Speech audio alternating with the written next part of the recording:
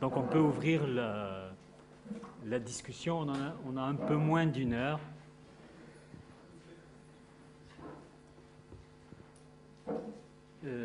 Bon, Dahou Djerbal d'abord, puis Madame.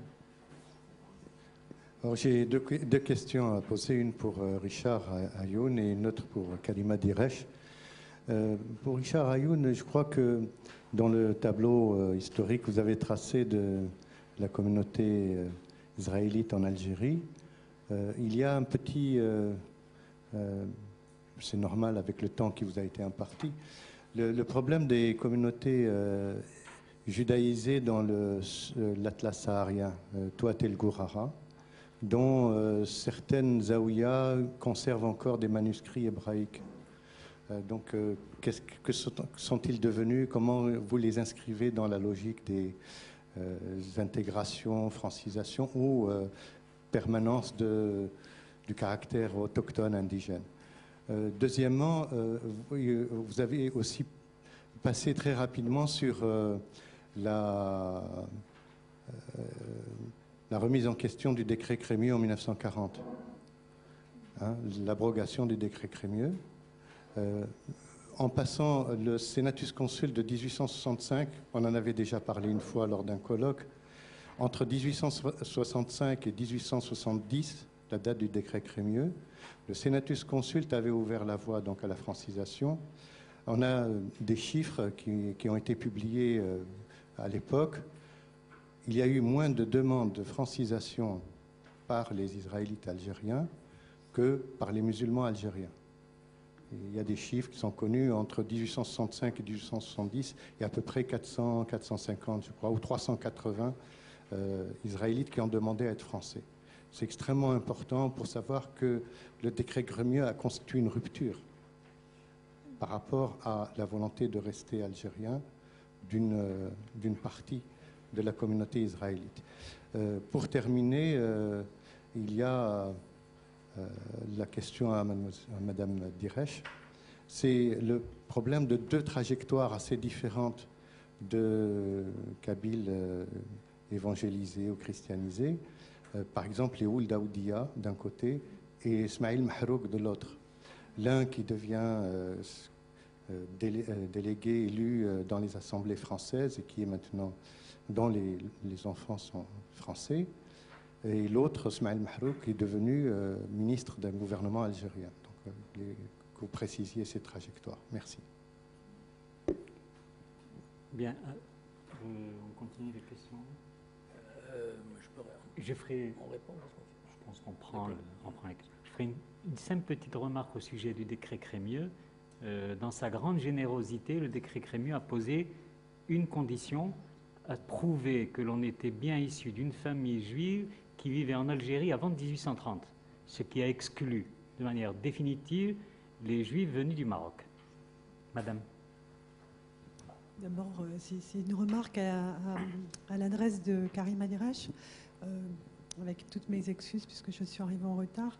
C'était simplement, en fait, c'est quelque chose qui n'est pas historique mais qui est plutôt anthropologique. L'hypothèse 1, là, les considérations matérielles et le fait que les convertis soient veufs, orphelins, etc. Alors, ce que ça évoque pour moi, c'est que dans tout le bassin méditerranéen, on trouve ça dès l'Antiquité grecque, par exemple, qui dit orphelin dit bouc émissaire, en fait. C'est-à-dire, la figure de l'orphelin, c'est la figure de celui qu'on peut, sans problème tuer socialement ou autre, y compris en le tirant au sort.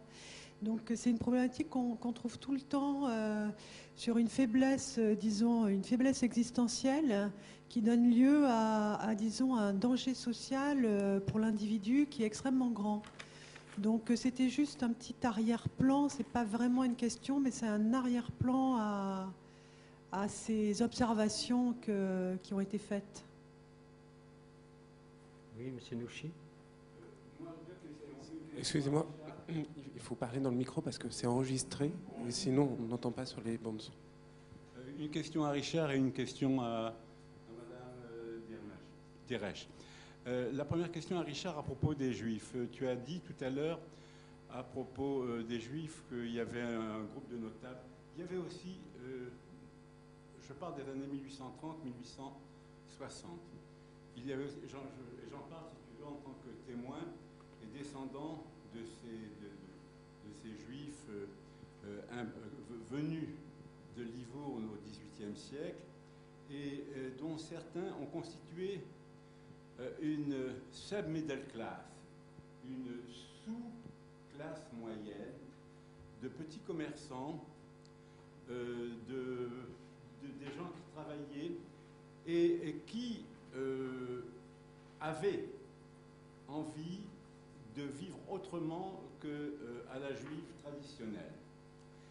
Ça, c'est la première remarque. La seconde, je voudrais rappeler, par exemple, mon grand-père. Mon grand-père il est né au milieu du siècle, du 19e siècle.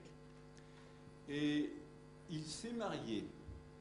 Il s'est marié avec une fille qui était à peu près presque en même temps que un peu plus jeune que lui.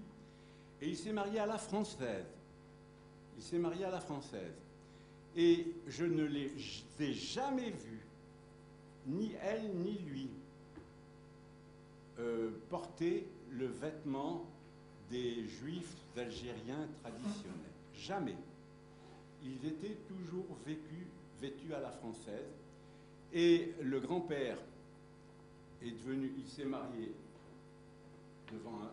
à la mairie française également, avec la grand-mère en 1870 ou peut-être avant. Et il est devenu facteur des postes. Et ils ont toujours vécu à la française, ils ont élevé leurs enfants à la française également, et ils ont constitué alors là une classe de bourgeoisie libérale, je ne sais pas comment appeler. C'était des notaires, c'était des médecins, c'était des médecins, notaires. Les filles ont reçu, parce que c'est là la véritable révolution, par les filles, par les femmes. Les filles ont reçu une éducation française.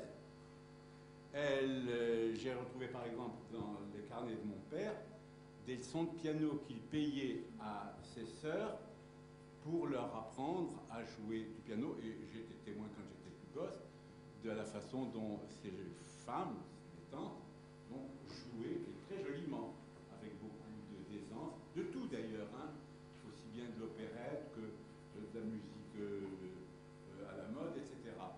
Et ce qui est tout à fait remarquable également, c'est que ce grand-père qui était très pieux, très dévot, ce grand-père a vécu à la française, et ironie extraordinaire, alors que ses enfants avaient fait la guerre. Il y en a même un qui est mort en 1918 ou en 1919. Cet homme, en 1940, a perdu la citoyenneté française. Moi-même, je l'ai perdu. J'ai été déclaré en 1941, en décembre 1941, par un magistrat français, juif algérien, sujet français. Et c'est quand même pas mal. Et quand j'ai dit au juge, mais vous savez, moi je ne connais pas le judaïsme. Je ne connais que Ronsard, Baudelaire, Rimbaud, Voltaire, Montesquieu, Montaigne. Il m'a dit, monsieur, je n'ai rien à en faire. Alors, pour vous, madame, je crois que la première fois, et que je te dise aussi, les enfants juifs sont allés dans les écoles, ont été les premiers à fréquenter les écoles créées par l'administration française dans les années 1840-1850. Et je voudrais rappeler que lors du premier voyage de Napoléon III en Algérie avec sa femme, l'impératrice Eugénie, les petites filles juives ont joué devant le couple impérial la tragédie d'Esther de Racine en français. Et pour vous, madame, alors, la première fois où les enfants orphelins ont été catéchisés, ça a été à la suite de la famine de 1866-1870. C'est à ce moment-là qu'ont été créées les petites sœurs blanches, les pères blancs également. Et c'est en particulier, vous avez toute une série de villages dans la vallée du Schliff qui ont été peuplés justement d'enfants orphelins, catéchisés et devenus français. Et je je renvoie pour tout ça à tout ce qu'on dit, Fatma Amrouche et aussi Jean Mouhoub. Jean Mouhoub Amrouche. Merci. Bien, je donne... pardon, parce que Richard a peur d'oublier. Les questions. Les questions. Il me demande de... Ah, ensuite, on reprend. Non, bah ça, Alzheimer et... Oh, quand même. Ah bon. Ah d'accord. Ah, vas-y. C'est Alzheimer. C'est ça, donc Alzheimer, c'est ça. Bien. Donc, en ce qui concerne les convertis évoqués par notre collègue, alors, certains de ces convertis qui sont venus en France, certains reviennent au judaïsme et on les retrouve dans les demandes de conversion au sein du consistoire. En ce qui concerne le décret Crémieux, en ce qui concerne le Senatus Consul de 1865, le Senatus Consul de 1865, en fait, ça touche exactement 252 juifs qui sont devenus français. Alors pourquoi il y a moins de juifs qui deviennent français que des musulmans? C'est une question de démographie. C'est-à-dire qu'il y a moins de juifs que de musulmans. Mais il y a eu, je crois, environ près de 1000 musulmans qui sont devenus citoyens français. Mais attention, le but de la France, c'était que deviennent français les notables, les grands personnages. Hein, parce que c'était très difficile de devenir citoyen français. Hein. Voilà. Alors pour le décret Crémieux, alors, il faut faire attention aux lectures antisémites, même pour toi. Parce que, si tu veux, en fait, les musulmans ont fait des déclarations, mais ça j'ai trouvé ça dans les archives plus ou moins secrètes, où ils disent « le décret Crémieux, ce n'est pas notre problème, c'est le problème des Juifs ».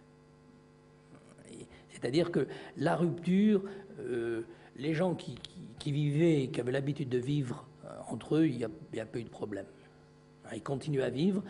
Certains n'acceptaient pas que certains juifs d'Algérie prennent fait et cause, mais notamment entre 54 et 62, prennent fait et cause pour l'Algérie française. Alors là, il y a vraiment une déception, mais pas vraiment au moment du décret Crémieux. Voilà. Alors... Autre question. Je crois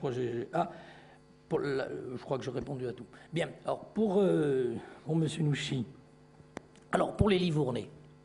Alors pour les Livournais, alors j'ai trouvé dans les archives à Livourne, en fait, certains juifs qui se disent Livournais, en fait, sont d'anciens juifs nord-africains. Et je vais vous donner un exemple. Par exemple, les gens qui s'appelaient Taïeb, ça veut dire bien. Eh bien, ils viennent à Alger, ils vont s'appeler Bueno, pour ne plus pour être péré en étant indigène. Mais en Bueno, ça donne une aristocratie de s'appeler Bueno. Et ça, c'est pour ça que, en fait, d'anciens Livournais sont en fait des juifs nord-africains. Et même les Bouchna ou... Alors, ce qu'il faut dire aussi pour les Livournais, c'est après, en ce qui concerne l'Algérie, c'est différent de la Tunisie. En ce qui concerne l'Algérie, après 3 générations, ils se sont mélangés. Je veux dire, il n'y a que quelques familles à Alger où on arrive encore à savoir qui se disent, hein, je dis bien, qui se disent d'origine livournaise. Pourquoi Livournais? Parce qu'on était de statut toscan, c'est-à-dire on n'avait rien à voir avec le dé d'Alger. Quand on était de statut toscan, on dépendait de l'autorité, des autorités européennes, quoi, plus ou moins. On était protégés, c'est ça, on était protégés. Alors, en ce qui concerne tous les autres témoignages, ben moi j'apprends toujours de toi. Et j'espère apprendre le plus longtemps possible. Inch'Allah, comme on dit chez nous.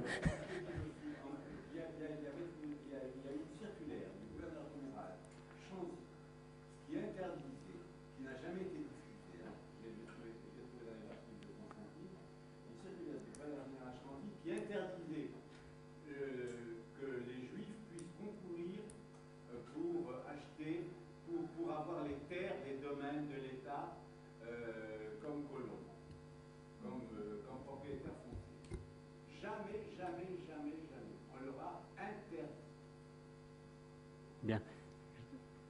Parce que sinon, on ne va pas s'arrêter. Même moi, j'ai envie de parler. Je préfère quand même laisser la parole à Madame Oui, pour répondre à la question d'Ahou Djerbel, bien sûr, il y a on connaît des familles connues, les Soldaoudia, mais c'est les Soldiaoui, les Oumechkan, les Hazem, les Santar, etc. Et ce qui est intéressant, aussi bien pour la famille Mahrouk que la famille Ouldaoudia, c'est qu'ils ont bénéficié de ce dispositif missionnaire ultra performant, notamment en ce qui concerne l'enseignement, pour bénéficier d'une promotion sociale et professionnelle absolument spectaculaire. C'est-à-dire ces gens qui ont été les marginaux, la marge de la marge, recueillis, nourris, soignés, ont très très vite donc bénéficié d'un enseignement de la part des missionnaires, ont passé des examens, enfin bon, ont été alphabétisés, scolarisés, parfois à un niveau assez intéressant, et donc ont été aussi déconnectés, je dirais, par rapport à la société, le contexte local dans lequel ils étaient. Donc ça, c'est une chose. Il est vrai aussi que Mahrouk est très connu parce qu'il a été ministre des Finances au Boumedienne. Enfin, c'est un personnage... comment je dirais, son christianisme était connu, sa religion. Je ne sais pas s'il a été naturalisé, si sa famille auparavant avait été naturalisée. Ce serait intéressant de savoir comment le gouvernement boumedienne aurait pu gérer un paradoxe extraordinaire d'un ministre d'État chrétien et en même temps franco-algérien. Je ne sais pas, je ne connais pas, parce que la seule chose qui manque justement dans les archives, c'est qu'on n'a pas systématiquement la mention naturalisée à côté des archives. Ça, on peut l'obtenir autrement, de toute façon. Donc, ce qui est intéressant aussi bien de la part de Soldaoudia que de la famille Mahrouk que d'autres, c'est que quand on fait des récits de vie, tout le monde dit « mais nous, on n'avait pas envie de partir ». Moi, j'ai des tas d'entretiens comme ça qui disent on est resté jusqu'en 68, jusqu'en 70. Puis après, on est parti parce que notre place n'était pas là. Notre place n'était pas là, on ne se reconnaissait pas dans ce pays, on ne se reconnaissait pas dans cette identité nationale qu'on nous imposait, etc. Voilà. Et c'est aussi intéressant de dire, mais surtout, quand on est arrivé en France, la première chose qu'on disait, on n'est surtout pas des pieds noirs. Parce que forcément, oui, ils arrivent très souvent avec des positions professionnelles extrêmement importantes. C'est des gens qui ont été quand même des hauts cadres de l'armée, de l'administration, qui ont été des enseignants de haut niveau, etc. Et qui arrivent en France justement dans une situation post-coloniale et post-indépendante pour l'Algérie. Et ce qu'ils renvoient, j'imagine, à la société française, ça devait être assez atypique. Parce que ces gens, ils sont pas pieds noirs, alors ils sont encore moins harkis, ça c'est clair, mais ils vont à l'église, ils ont des diplômes que beaucoup de Français n'ont pas, ils ont des compétences professionnelles, etc. Ça aussi. Mais le cas de Mahrouk est intéressant, parce que moi j'ai connu sa fille avec laquelle j'étais à l'école. Et c'est vrai qu'il y a eu Moi, elle m'a jamais parlé effectivement de la... Bon, en plus, elle, c'était plus compliqué, parce que la maman était française, donc... peut-être plus compliqué, plus simple aussi, je ne sais pas. En ce qui concerne l'orphelin, la figure de l'orphelin, ce qui est intéressant, c'est que quand les missionnaires arrivent, ils arrivent en 1873, donc 2 ans après la répression violente, ils arrivent dans une Kabylie où le tissu social est absolument fracassé. Il y a une déstructuration de la société. Et ce qui veut dire que tous les relais classiques, c'est-à-dire quand un enfant est orphelin, il est pris en charge par l'oncle, par le cousin, etc., ces relais ne fonctionnent plus, ne sont plus opérants. Et alors évidemment, comment je dirais, en fait, ils s'infiltrent, si je dois donner une image de la façon dont les missionnaires ont fonctionné, c'est qu'ils se sont infiltrés dans les fissures du groupe social, et des fissures qui pour certains deviennent de véritables fractures, voilà, sans vouloir faire c'est vraiment ça, c'est comme ça que je vois les choses, et c'est évidemment, ça a été vraiment confirmé par les éléments que j'ai eus dans les récits de vie et dans les entretiens. C'est pas tant l'orphelin image bouc émissaire que l'orphelin lâché par les siens, voilà. L'enfant perdu, oui. Ce qui est rarissime dans dans une société, dans une société où en général le lien social est quand même très très fort. Voilà. Donc ça, c'est intéressant aussi d'avoir ça en modalité. Quant aux remarques de M. Nouchi, la seule chose qui est différente entre Les conversions des petits orphelins suite aux calamités naturelles de la fin des années 1860 et ce qui s'est passé en Kabylie, c'est qu'il n'y a pas eu de discours, complètement mythique et mythifié sur le christianisme donc ancien. Voilà, on n'a pas eu ça. Et la Vigerie, quand il est arrivé en 1860. D'ailleurs, il arrive en pleine catastrophe naturelle, hein, quand il a été nommé archevêque d'Alger. Donc, très très vite, il crée sa propre congrégation, ce qui est exceptionnel. C'est-à-dire qu'il crée donc la congrégation des missionnaires d'Afrique, donc volet hommes et volet femmes, à un an d'intervalle. Mais il a une vision extrêmement pragmatique, en fait, des choses. Alors que en Kabylie, je dirais, il a une vision plus ambitieuse, avec un discours beaucoup plus élaboré, beaucoup plus sophistiqué. Et de toute façon, les 2 villages qu'il y a eu dans la vallée du Chélif, non, il voulait faire, lui, son projet, c'était mettre en place un christianisme indigène, qui serait finalement l'exemple parfait, aussi bien pour les musulmans que pour les colons chrétiens qu'ils taxent d'impies, d'athées, de tout ce qu'on veut. Et bien évidemment, la grève n'a pas pris. Mais si on fait le compte, ne serait-ce que... comment je dirais, si on fait la facture de ce qu'a coûté les villages de Saint-Cyprien et Sainte-Monique, c'est absolument délirant. C'est absolument délirant. Parce qu'il a acheté des terres, en plus il a été à l'origine d'une spéculation immobilière, il a fait augmenter les prix de façon délirante, mais en plus, c'est qu'il a donné les terres gratuitement à des couples, il leur a donné donc du matériel, des maisons, enfin, le projet est un projet, je dirais, pharaonique à l'échelle de l'individu. Voilà. Et la grève n'a absolument pas pris, du tout. Oui.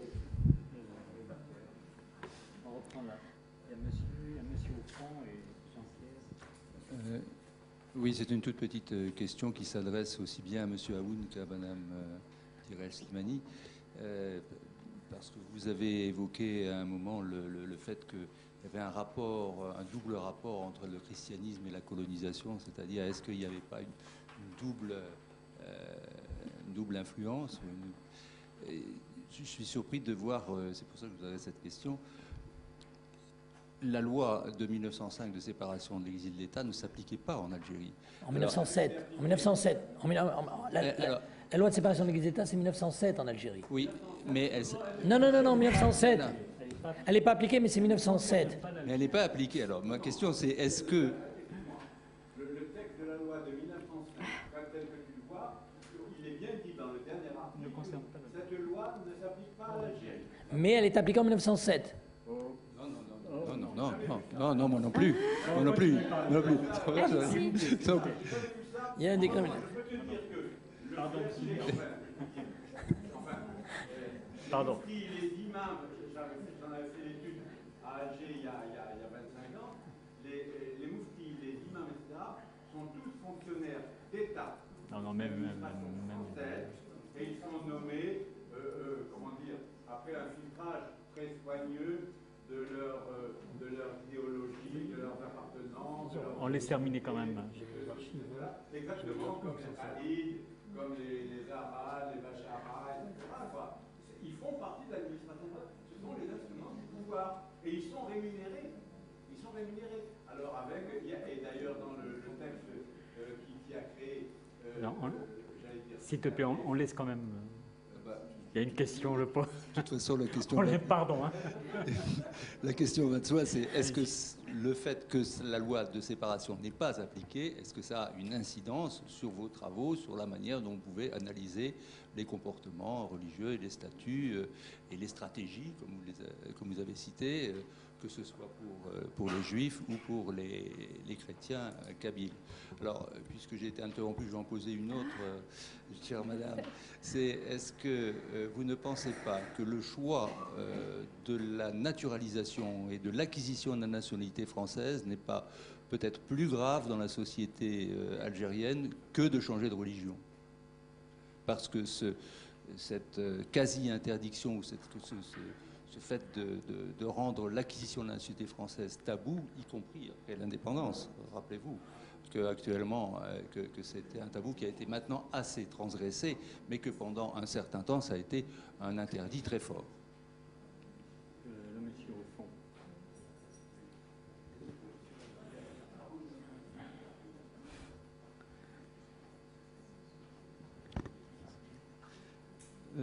Deux questions, une à M. Ayouni et la deuxième à Mme Dirèche. C'est à propos, on a entendu avec tous les éclaircissements de M. Nouchi à propos de la francisation des Juifs d'Algérie.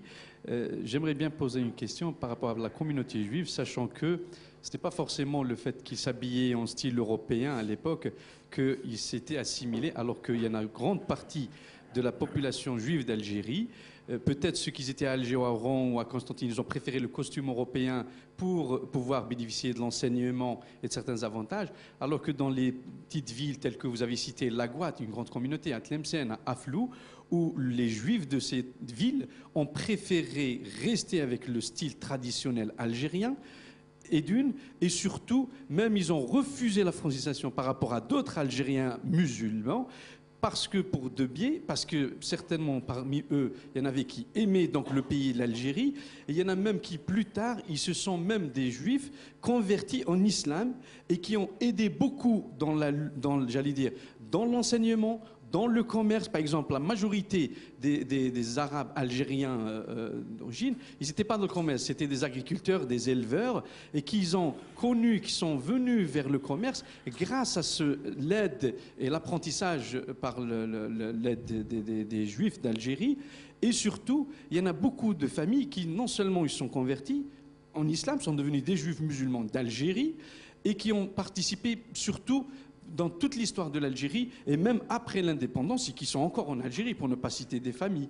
Et donc, j'aimerais bien avoir des notions, si vous avez une notion sur le chiffre, ou au moins peut-être me corriger, me dire non, c'est faux, ce que vous dites. Et la deuxième question à propos de Mme Dirèche, c'est j'aurais bien aimé, avant de rentrer dans toute votre exposé, une petite définition sur le mot kabyle et le mot berbère, pour qu'on puisse connaître le contexte réel, et l'appellation, pardon, le nom kabyle, le mot kabyle et le mot berbère, pour dire pourquoi il y a cette distinction, et surtout pour dire, ma question c'est que pourquoi les missionnaires ont choisi la Kabylie et pas une autre région telle que l'Ouest ou l'Est. Et je termine ma question. Est-ce que le fait, on a compris qu'il y en avait beaucoup qui sont convertis par le besoin, la famine ou la pauvreté ou l'orphelinat, et est-ce que cela a été d'un effet positif ou négatif par rapport à parce qu'on veut parler carrément, moi ce que j'ai compris de ces exposés, c'est quel est l'apport de l'émancipation, de la civilisation, de la colonisation par rapport à la population algérienne. Merci. Non, il y a Jean-Pierre Hugo devant. Deux personnes.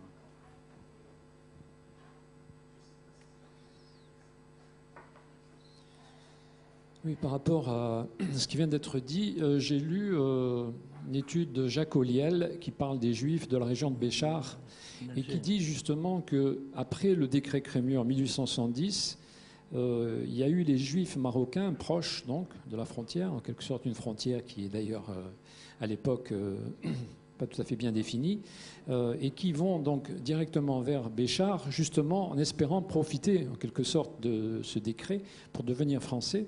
Et pour eux, c'était incontestablement une manière de vivre plus libre. Voilà. Il y avait ce côté de liberté aussi, parce qu'en entrant dans une république laïque, où les religions désormais n'étaient pas dans une relation de dominé-dominant, ils pouvaient... alors, je viens d'apprendre tout à l'heure par... Fouad, que le décret Crémieux prévoyait que c'était des gens qui étaient français, qui étaient en Algérie. Voilà, alors là, je ne sais pas. Enfin, d'accord. Ce que je voulais dire, c'est, est-ce que c'est une question peut-être aux deux intervenants, comment vous expliquez que la religion juive, en quelque sorte, est mieux résistée, si on peut dire, que la religion chrétienne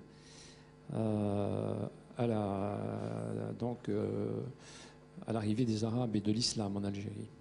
Pourquoi je dis ça? Parce que j'ai appris à plusieurs reprises par des anthropologues algériens qu'il y avait, notamment dans le sud, des communautés juives qui vivraient encore et qui pratiqueraient un islam public et un judaïsme privé. Et dernièrement, il y a 2 ans à peu près, à Timimoun, un vieil homme a dit à ma femme, voilà, j'ai vécu toute ma vie musulman, mais c'est là que je serai enterré. Et il y a plusieurs, ils ont décidé qu'il y aurait dans le cimetière un endroit juif, en quelque sorte, où ils voudraient mourir juif.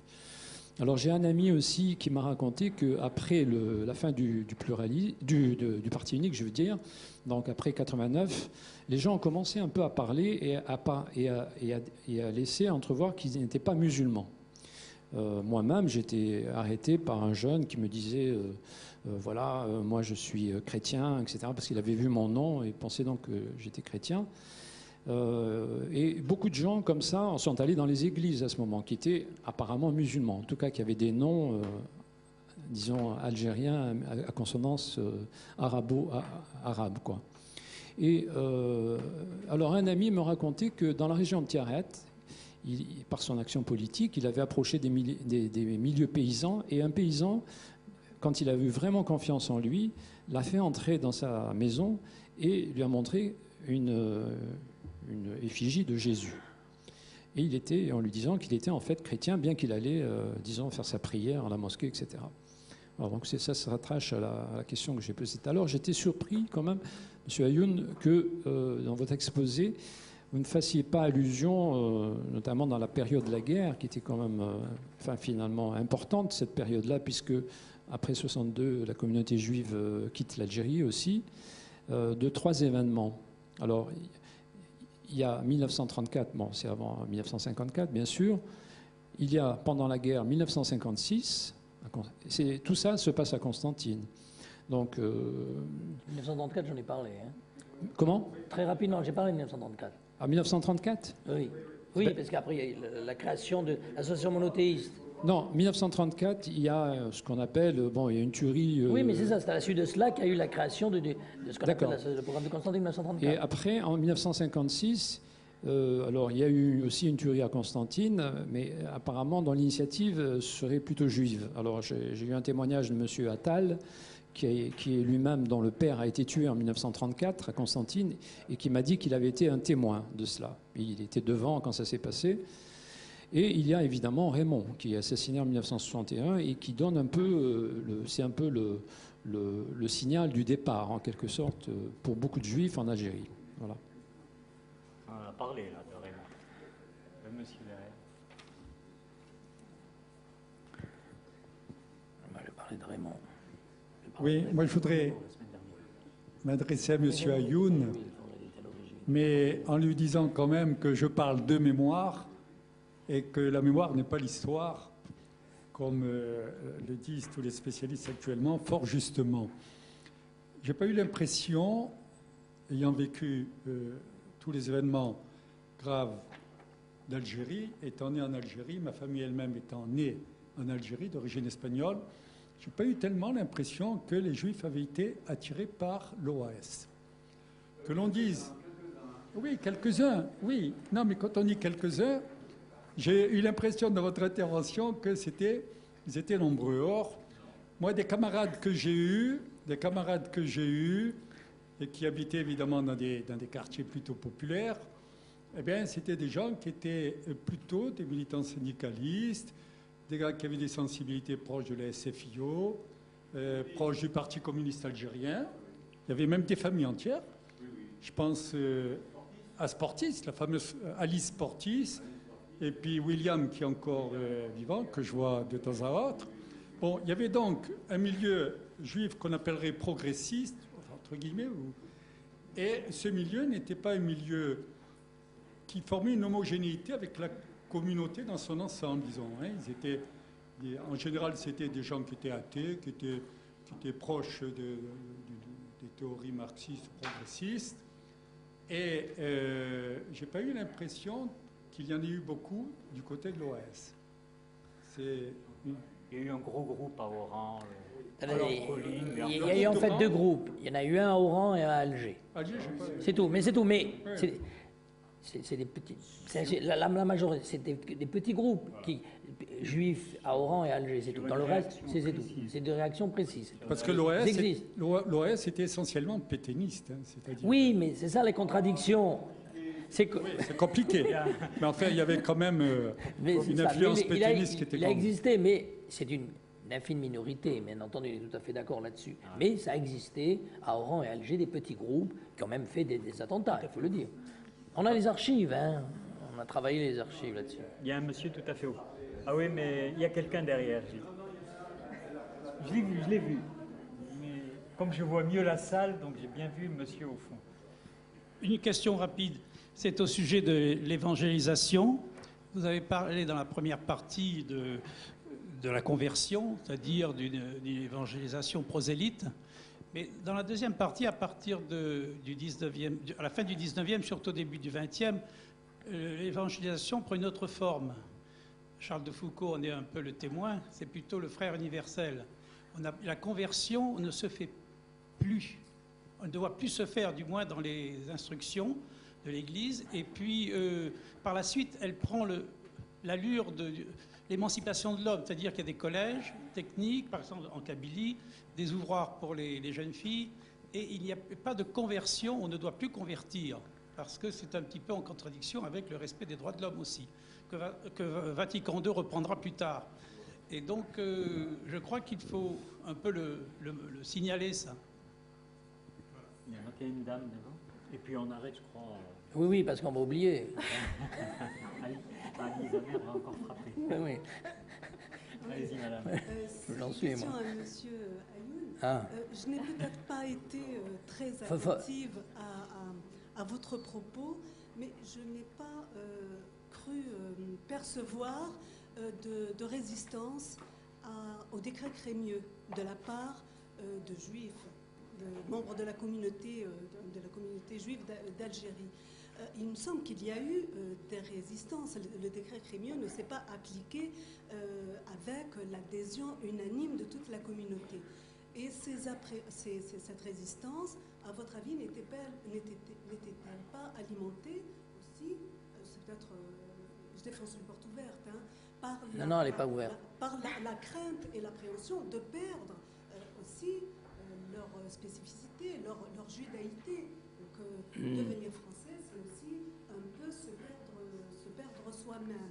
Parce que là, enfin, je vous dis ça parce que j'ai eu un entretien avec Benjamin Stora qui me faisait remarquer aussi cet aspect de ce fait historique. Bien, alors je vais... Je te pose quand même une question. Attends, laisse-moi, je réponds à la dame. Dans sa suite. Oui, c'est-à-dire que la question justement que je voudrais poser à Richard, c'est qu'il nous a fait effectivement une présentation, mais un peu trop lisse. Et le conflit entre les vieux turbans et les jeunes juifs qui va se dérouler à Oran, c'est-à-dire que ce qui était la plus grosse communauté juive de l'Ouest, hein, contrairement à ce qu'on pense, va aboutir. Non, on ne pense pas d'autrement. On pense à Tlemcen, alors qu'en fait, il y en avait plus à Oran. Ben oui, mais ça va se transformer en la défaite des vieux turbans, hein, au profit du parti, disons, progressiste, si j'ose dire, dans le sens de... Voilà. Hein? Non, mais là, c'est par rapport à son texte un peu. Oui, mais c'est le résultat du conflit entre les vieux turbans, ceux qui étaient les tenants de la... ça a été violent comme affrontement à la fin du 19e siècle. Canoui, ça va être le marchand de bois, mais à l'intérieur, qui va être dénoncé par les néos. Hein, les néo-naturalistes. Précise exactement ce que tu veux dire. C'est que ce que j'aurais souhaité, c'est que tu fasses au moins allusion à ce conflit à l'intérieur même de la communauté juive, même dans une ville comme Oran. Hein? C'est-à-dire que le passage du rabbin Charleville, c'est une grosse affaire aussi. Oui, mais alors... Alors vas-y, maintenant je te laisse la parole par rapport... Bien, alors, ce conflit a existé, mais en fait, ce conflit est un peu le conflit ashkénaze-séfarade nord-africain. C'est-à-dire que tous les grands rabbins d'Algérie étaient des ashkénazes, essentiellement des Alsaciens, des Lorrains. Et ces gens qui venaient d'Alsace et de Lorraine prenaient les Youpins Bougnouls pour des Bougnouls. Et donc, ils voulaient les franciser, et ça ne marchait toujours pas. Et donc, il y avait des luttes au sein de la communauté pour dire « moi, je n'ai rien à voir », mais c'est une infime minorité. La grande majorité, les notables, ont été, et après la population juive d'Algérie, est allée vers la francisation, parce qu'on leur a montré exactement l'intérêt qu'ils avaient. D'ailleurs, il y a eu, pour le Senatus Consul de 1865, il y a eu plus de 10 000 signatures des principaux chefs de famille pour ce Senatus Consul de 1865. Donc, ça montre une certaine réalité. Et les luttes qu'il y avait, c'est essentiellement entre ces rabbins ashkénazes européens qui ne comprenaient pas les mœurs orientales et qui disaient nous sommes avec des Arabes, il faut en faire des bons Français, des Français occidentaux. C'est ça, il y a un problème d'occidentalisation, orientalisme. Vous voyez, c'est ça exactement les problèmes. Alors, pour le décret Crémieux. Alors, pour le décret Crémieux, la réalité, et ça c'est dans le constantinois, c'est-à-dire qu'il y a beaucoup de juifs du constantinois ont dit nous allons perdre notre identité. C'est la raison pour laquelle Eliaou Gedge, qui était un grand imprimeur à Constantine, ils ont décrété une journée de jeûne. Et certaines de ces familles constantinoises ont été à Tunis et ils ont créé la communauté juive d'origine d'Algérie à Tunis et qui existe toujours dans Boujna. Je ne sais pas si vous connaissez cet humoriste. Une partie de sa famille est d'origine juive constantinoise. Il fait partie de ces juifs d'Algérie, c'est-à-dire qui se sont établis en 1870 puis qui n'étaient pas d'accord avec le décret Crémieux. Voilà. Alors, autre question. Ah. On a l'habitude, n'ayez crainte. Dans tous les colloques, ça se passe comme ça. Avec monsieur aussi, c'est le thé à l'amande, quoi. Il y avait des juifs qui faisaient un tribut dans le constantinois, dans oui. Et ceux-là ont essayé de se maintenir à la fois sur le plan foncier, sur le plan religieux, sur tous les plans. Et qu'est-ce qu'ils sont devenus, j'en sais rien. Mais peut-être que tu as des informations là-dessus. Voilà, alors, ça va rejoindre en fait la question de monsieur. Alors en fait, là, c'est le problème de l'amour. L'amour, avec un grand A. C'est-à-dire qu'il y a des gens qui vont épouser des musulmanes ou des musulmanes vont épouser des juifs par amour. C'est-à-dire qu'en fait, par amour, on oublie un peu sa religion. Et moi, j'ai vu le résultat, puisque j'ai des amis qui vivent en Algérie, qui sont d'origine juive, qui sont 2, 3, 4 générations. Alors certains ont des difficultés économiques en Algérie. Et ils viennent avec leurs papiers montrant qu'ils s'appelaient Medioni ou toutes sortes de noms juifs pour essayer d'obtenir la nationalité française. Voilà. Alors à l'époque française, il y a très peu de conversions pour la foi à l'islam. Ce sont surtout des conversions, je dirais, par amour, quoi. Et certains vont revenir. Voilà. Et attention, c'est qu'il y a aussi des grandes familles musulmanes actuellement. Bien entendu, ils ne le disent pas, mais nous avons les documents, savent qu'ils ont leur grand-père qui est juif ou leur grand-mère qui est juive. Si vous voulez, ça se sait, mais ça ne se répand pas parce que c'est mal vu. C'est pas bien d'avoir un grand-père ou une grand-mère juive, si vous voulez, dans certains milieux. Voilà.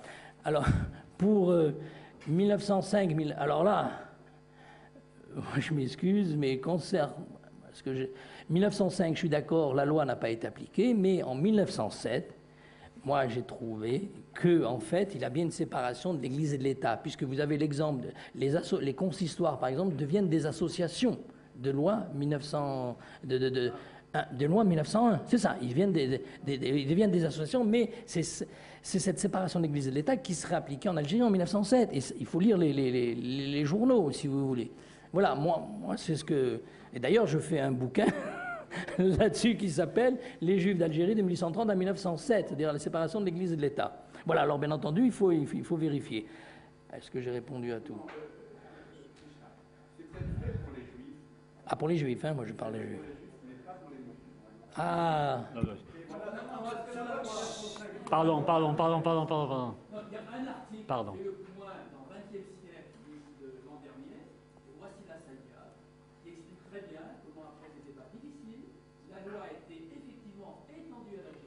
Voilà, en 1907. Elle n'a jamais été appliquée pour des raisons multiples qu'elle expose très bien, étant essentiellement liées à la volonté de continuer à contrôler l'islam indirectement. Ah, d'accord. D'accord. Non, mais non, pas pour les juifs. Il suffit de lire les exposés des préfets. Il suffit de lire les exposés des préfets, les débats des conseils généraux. Vous verrez comment dans le budget préfectoral on voté, non pas des crédits pour la religion, pour le culte musulman ou le culte hébraïque, mais d'abord et avant tout pour le culte chrétien. Rien n'échappait à l'administration, pas même la religion. C'est pas les musulmans et les juifs, c'est d'abord et avant tout les chrétiens. Pas une pierre ne va se poser sans que l'administration n'apporte sa contribution. Ce qui n'était plus le cas en 1905 en France. C'est tout, moi. C'est sur cette base-là. Il suffit de lire les budgets préfectoraux. Et je ne parle pas du budget du gouverneur général. Bien, attendez, j'ai pas répondu à monsieur a posé plusieurs questions. Oui. Alors, monsieur a posé plusieurs questions difficiles à répondre. D'abord, selon moi, il n'y a pas vraiment de différence entre les Juifs du Maroc et les Juifs du sud-ouest de l'Algérie. Ce sont les mêmes familles. Et il y a eu des conversions, on le sait, à l'époque des Almohades forcées. Et on a les noms, les Kouenskali, tous ces noms-là. Il y a des traditions. Et à Fès, par exemple, nous savons que ces gens-là continuent à pratiquer le judaïsme en cachette, à tel point que, et là c'est un de mes étudiants qui m'a raconté, vous savez que pour faire une prière dans le judaïsme, il faut être 10. Et donc, on est allé prendre, ils se réunissent entre eux, ces personnes-là, c'est caché. Hein.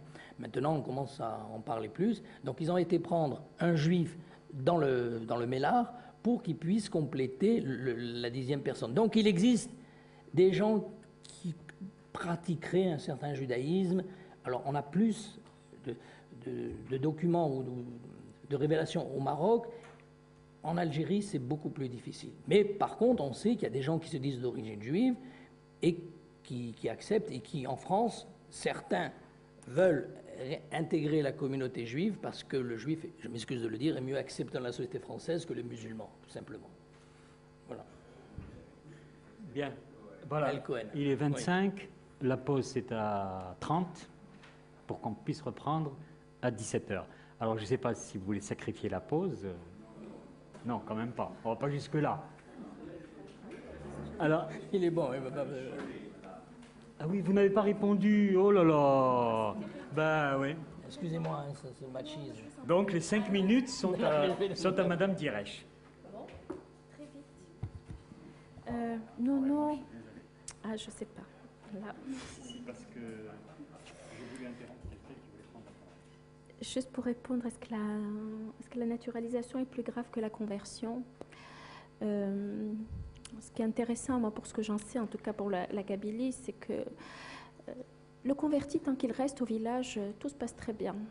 C'est-à-dire, il est encore dans sa cohérence culturelle, dans ses liens familiaux, lignagés. Les problèmes ils se posent quand il sort de sa région et qui s'installe ailleurs, dans les grandes villes algériennes ou les grandes villes tunisiennes ou après vers la France. Parce que là, il est directement confronté effectivement à d'autres modèles, comme je disais, des groupes qui sont identifiés, identifiables. Et il est évident que la conversion peut effectivement devenir synonyme d'infamie, ça c'est clair. Maintenant, il y a des tas de gens, des familles algériennes qui ont été naturalisées, mais qu'on ne savait pas qu'elles étaient naturalisées. On ne l'a su que beaucoup plus tard. On savait après, notamment à la fin des années 80, début 90, que hop, ils ont des papiers français, etc. Ben, voilà. Donc, la naturalisation est plus facile à cacher que la conversion, on va dire ça. D'autant plus que les convertis, quand ils se retrouvent à l'extérieur de leur milieu d'origine, finalement, c'est le prisme religieux qui va être définitoire dans leur identité. Et du coup, il y a une surenchère dans la pratique religieuse, quitte à friser la bigoterie, je dirais. Donc on va à l'église, on fait les signes de croix, on en fait des tonnes, voilà, pour s'affirmer là-dedans. Juste pour dire que si on prend l'exemple tunisien et qu'on voit justement les quelques dizaines de naturalisations qu'il y a eu de Tunisiens à la citoyenneté française, là, ça s'est très très mal passé. Et là, effectivement, ça a été infamant parce que c'est allé très loin jusqu'au moment ou quand certains naturalisés tunisiens sont morts, on a refusé de les enterrer. Ça a été très très grave dans les années 30, là, vraiment. Très vite, pour berbère kabyle, juste pour dire que berbère, c'est un terme générique pour désigner les populations dites autochtones du nord de l'Afrique qui remontent à la proto-histoire, et kabyle, c'est une spécificité régionale du nord de l'Algérie, donc des berbères, donc ça, je ne vous apprends rien. Pourquoi la Kabylie? Tout simplement, je pense qu'au-delà de tout ce discours, je dirais, du mythe kabyle, je pense que la Kabylie a vraiment été, pendant la colonisation, je dirais, un terrain d'expérimentation. Pour des raisons objectives, la sédentarité, une densité de la population, proximité avec l'Algérois.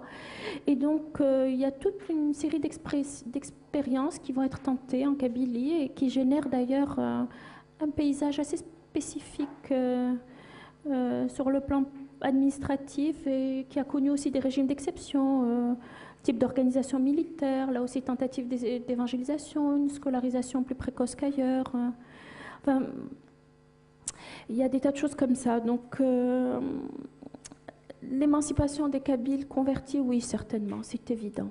C'est évident. Je disais tout à l'heure, ils ont bénéficié d'un dispositif scolaire performant et ça leur a permis effectivement d'occuper des fonctions qu'aucun de leurs compatriotes n'a occupées, qui n'a pas été converti.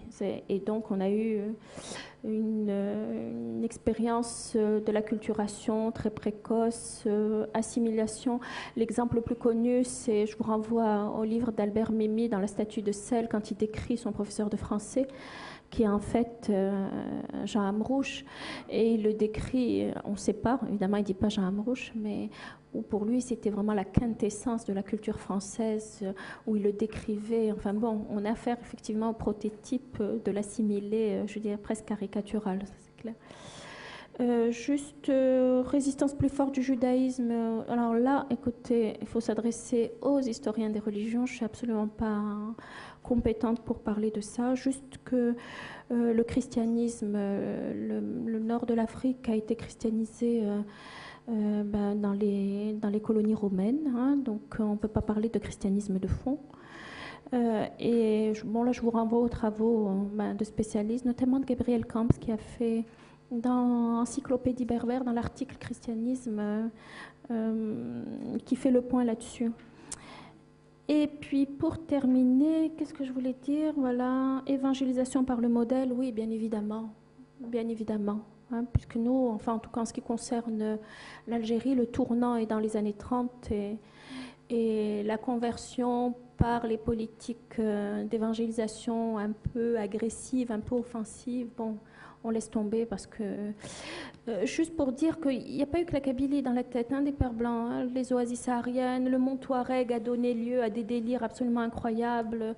C'est pas resté longtemps parce que la première expédition missionnaire s'est faite tuer, donc ils ne sont pas restés longtemps.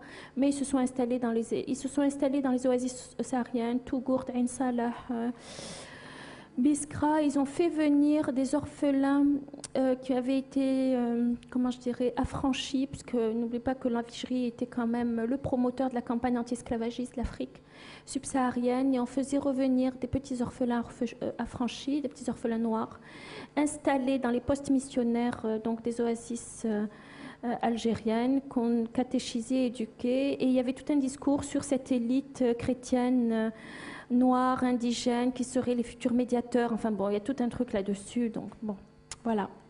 Merci. Bien. Et ben alors,